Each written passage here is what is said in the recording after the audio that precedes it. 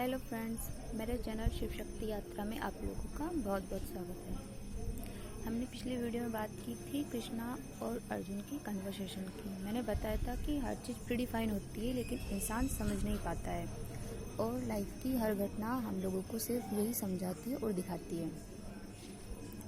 आज हम बात करेंगे कि लोगों की नॉर्मल इश्यू जो लोगों को जनरली सब लोगों को होते हैं। तो आज मैं बात करती हूँ धृतराष्ट्र और उसके फियर इशू के बारे में कि उसको फियर इशू क्यों क्रिएट होता है और उसे कैसे हील किया जाता है फियर इशू को। ठीक है, तो जब कौरव और पांडव युद्ध करने जाते हैं तब बार बार धृतराष्ट्र संजय को कहते हैं कि कुरुक्षेत्र में क्या हो रहा है ये उन्हें बताया जाए। वो इसलिए क्योंकि उनको फियर इशू क्रिएट हो चुका था और इसका कारण था कि उनको कहीं ना कहीं ये यकीन था कि पांडव मेरे पुत्रों से ज़्यादा शक्तिशाली हैं।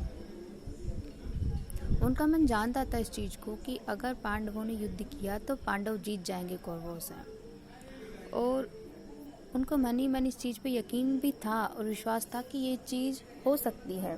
99% पांडव जीत सकते हैं और यही इसी चीज़ ने उनके मन के अंदर फियर इशू क्रिएट किया। अब फियर इशू क्रिएट होने के भी दो कारण हैं यहाँ। एक तो था पुत्रों को खोने का कारण कि अगर युद्ध में पांडव जीत गए तो कौरव मारे जाएंगे। तो एक कारण तो हुआ कि मोह के कारण उनको फियर इशू क्रिएट हुआ है, और दूसरा कारण था कि उनको सत्य का ज्ञान मन में था कि ऐसा हो सकता है कि पांडव जीत सकते हैं और मेरे पुत्र हार जाएंगे। दूसरा कारण यह था।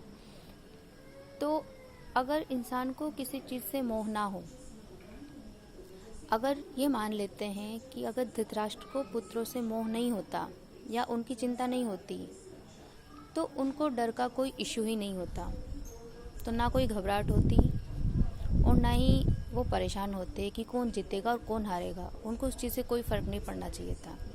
तो उस टाइम पे अगर वो ये बात सोचते तो उनका जो अंदर से जो उनको फीलिंग आ रही थी कि पांडव जीतेंगे और कौरव हारेंगे, इस टाइप की, क्योंकि वो एक सत्य से आने वाली फीलिंग थी, तो वो उसको भी एक्सेप्ट कर लेते हैं क्योंकि उनको किसी के भी हारने और जीतने का गम नहीं था, ना अपने का भेद था ना पराये का।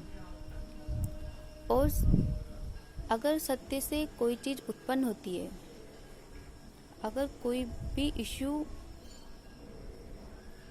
आपको ट्रू से यानी कि हकीकत से क्रिएट हुआ है कि भविष्य में हो सकता है,